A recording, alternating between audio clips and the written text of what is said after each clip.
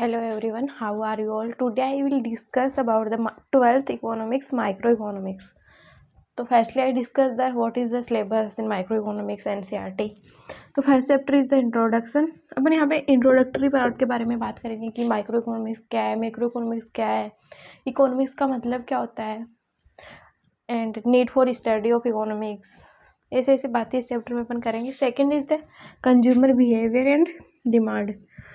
यहाँ पे अपन कंज्यूमर से रिलेटेड बातें करेंगे। एज ए बायर अपन कुछ भी लेने जाते हैं तो अपन कंज्यूमर होते हैं, तो अपन उसमें उसकी बात करेंगे। कंज्यूमर की सेटिस्फेक्शन कहाँ होती है, कि वो जब भी कुछ भी लेने जाता है तो उसकी सेटिस्फेक्शन का ध्यान रखना बहुत ज़रूरी है।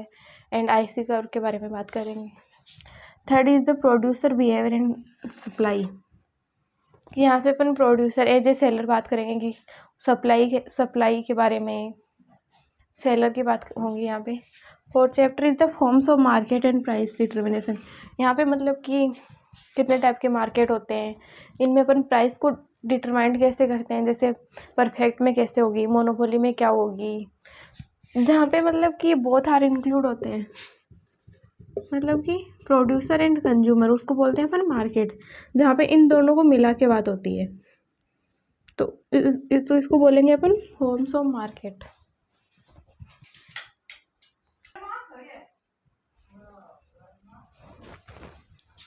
तो अपन इसके फर्स्ट अपन डिस्कस करते हैं इसके इंट्रोडक्शन पार्ट में।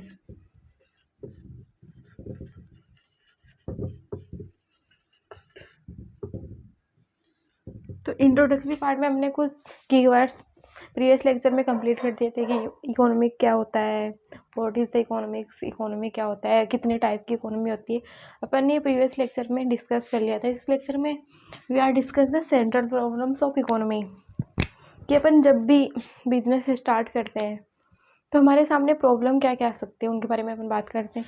अपन जब भी बिजनेस स्टार्ट करते हैं तो सबसे पहले तो हमारे सामने यही प्रॉब्लम आती है कि हम किस चीज़ का बिजनेस स्टार्ट। तो first problem is the what is produce, and ये भी होता है कि अपन कितनी क्वांटिटी में करें, वन क्वांटिटी।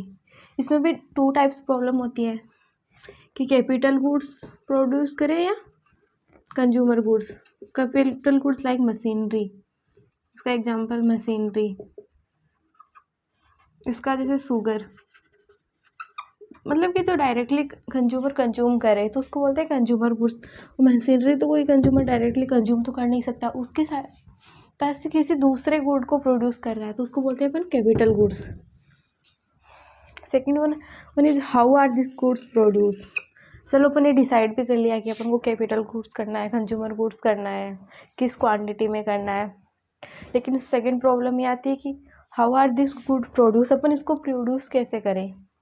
इसमें भी टू टाइप्स की प्रॉब्लम आती है कि लेबर इंटेंसिव टेक्निक यूज करें या कैपिटल इंटेंसिव, कि अपन को एक तो ज़्यादा से ज़्यादा लेबर चाहिए या फिर मशीनरी का उपयोग करके अपन ये स्टार्ट कर सकते हैं। तो इसमें भी टू टाइप्स ऑफ प्रॉब्लम होती है। Third one is the for whom are this goods produce, कि अपन जो प्रोड्यूस कर रहे हैं वो किसके लिए कर रहे हैं, रिच पीपल या प्योर। अगर अपन रिच के लिए कर रहे हैं तो अपन महंगा करेंगे, महंगा गुड्स प्रोड्यूस करेंगे। अगर पुअर के लिए अपन कर रहे हैं तो अपन सस्ता गुड्स प्रोड्यूस करेंगे। तो इसमें भी टू टाइप्स की प्रॉब्लम आ जाती है। तो बेसिकली अपन जब भी कुछ भी स्टार्ट करते हैं तो हमारे सामने ये थ्री प्रॉब्लम्स आती है।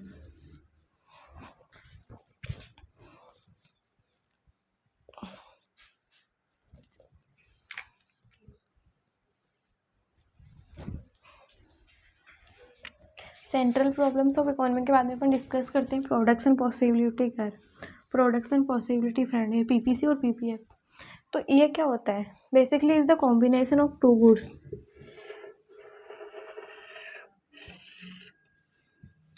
ये कुछ दिखने में इस टाइप का होता है,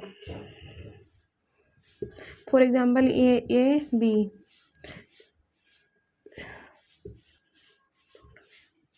तो this point are shows the production. तो PPC curve is the concave and look like this. तो अपन बात करते हैं इसके एजम्पशन की। अपन एजम्पशन की हेल्प से इसको सॉल्व कर सकते हैं। तो first assumption is resources are limited, कि अपन ने मान लिया एक रिसोर्सेज आर लिमिटेड है फुल्ली यूटिलाइजेशन ऑफ रिसोर्सेज का फुल्ली यूटिलाइजेशन है। प्रोडक्शन टेक्नोलॉजी रिमेन्स कॉन्स्टेंट, इसकी प्रोडक्शन की जो टेक्नोलॉजी है वो कॉन्स्टेंट, अपन को उसमें किसी तरह का वो चेंज नहीं करता है। MRT is increasing and no more resources is equally efficient for the production of both goods and only 2 goods are produce. यहाँ पे कि 2 ही गुड्स को प्रोड्यूस कंसिडर किया जाता है। जैसे for example 1 good is A and other one is the B and this line shows the production of both the goods.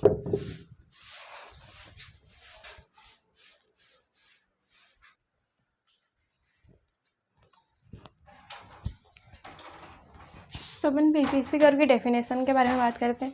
PPC curve is shows the combination of 2 goods out of given resources and constant technology, कि ये combination होता है 2 goods का। तो इसमें अपन बात करते हैं, जैसे फॉर एग्जांपल ये 2 गुड्स है, for example X and Y 2 goods है। तो X 0 1 2 3 इसकी प्रोडक्शन क्वांटिटी है और इसकी 4 3 2 1 0। तो क्या होता है पे x तो इंक्रीज हो रहा है, y डिक्रीज होता है। So this is curve is the downward sloping,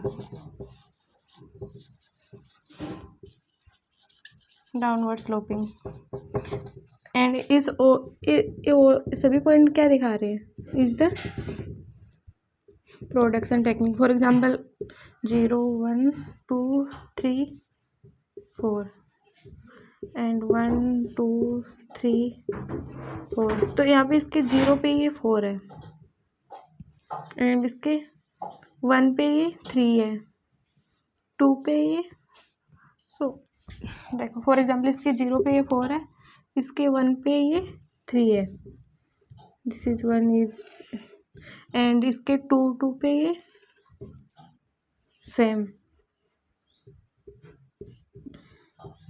and इसके 3 पे ये यहाँ पे 3 पे ये 1 है एंड ये यहाँ पे। तो इस द यहाँ पे क्या हो रहा है, एक गुड इंक्रीज हो रहा है, दूसरा डिक्रीज हो रहा है। So is the combination of 2 goods. इसमें होता है, एक काम में लिया जाता है अपॉर्चुनिटी कॉस्ट और ट्रांसफर कॉस्ट। इसकी डेफिनेशन के बारे में बात करते हैं। तो there is always a cost of having a little more of one good in terms of the amount of the other good that has to be forgone. इसको इकोनॉमिक कॉस्ट भी बोला जाता है।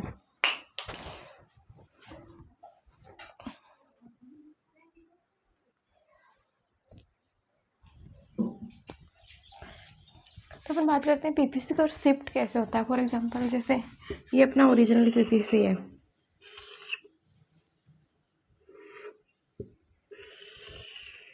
A and B।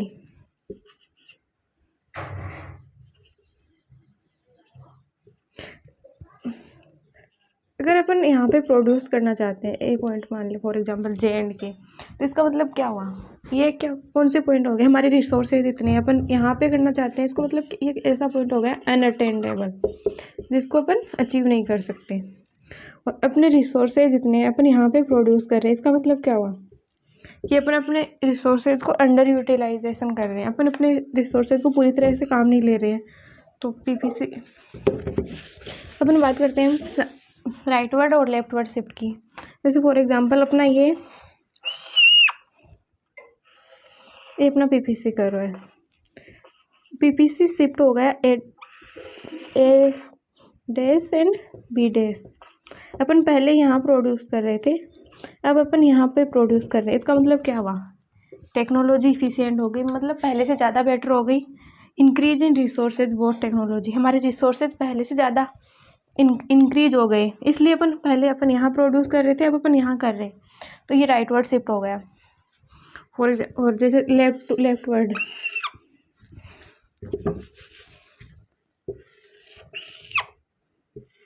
ये अपना original PPC है और अपन shift हो गए यहाँ पे A डैश B डैश। अपन पहले यहाँ पे प्रोड्यूस कर रहे हैं, अब अपन यहाँ पे कर रहे हैं। इसका मतलब क्या हुआ कि हमारी टेक्नोलॉजी पहले से ज़्यादा ख़राब हो गई, इनएफिशिएंट टेक्नोलॉजी और decrease in resources both goods. क्या हमारी टेक्नोलॉजी रिसोर्सेज पहले से कम हो गए और हमारी टेक्नोलॉजी पहले से ज़्यादा ख़राब हो गई, तो इसलिए पीपीसी राइट वर्ड और लेफ्ट वर्ड शिफ्ट करता है।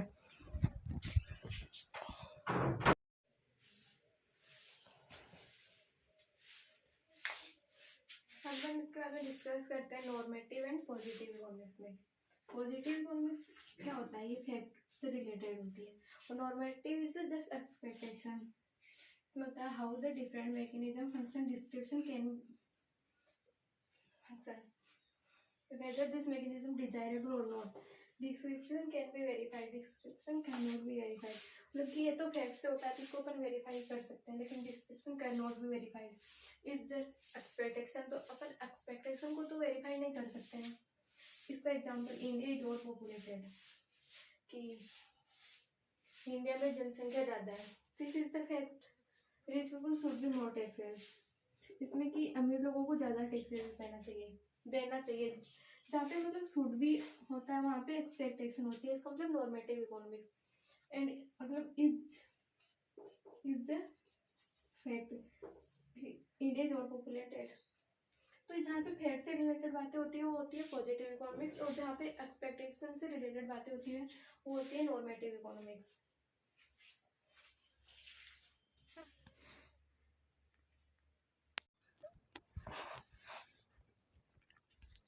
एंड लास्टली अपन डिस्कस करते हैं माइक्रो एंड मैक्रो में डिफरेंस। तो माइक्रो, इन दोनों में बेसिकली डिफरेंस होता है एंड आई एंड ए का। I means the individual and A means the aggregate.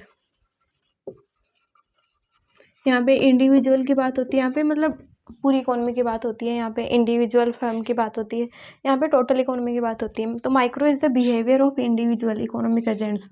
यहाँ पे अपन इंडिविजुअल के बारे में स्टडी करेंगे, जैसे कंज्यूमर बिहेवियर, इनके बारे में अपन डिस्कस करेंगे। इंडिविजुअल किसी फर्म के बारे में डिस्कस करेंगे।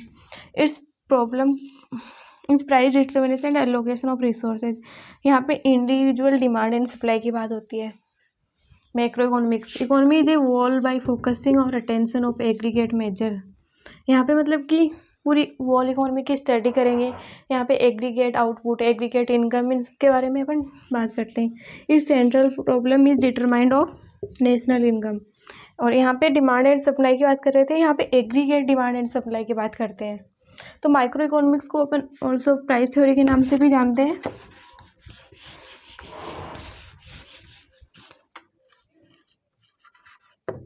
They are also called the price theory. And macroeconomics को अपन theory of income and employment के बारे में बोलते हैं।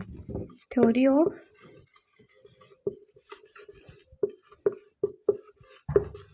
Income and employment.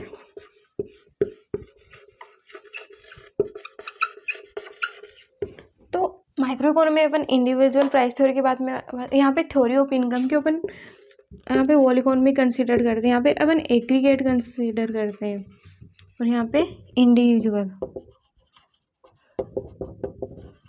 So basic difference ये होता है कि छोटा और बड़ा ऐसे समझ सकते हैं अपन। यहाँ पे अपन इंडिविजुअल के बारे में स्टडी करते हैं, यहाँ पे वॉल इकोनॉमी के बारे में स्टडी करते हैं। So thank you so much.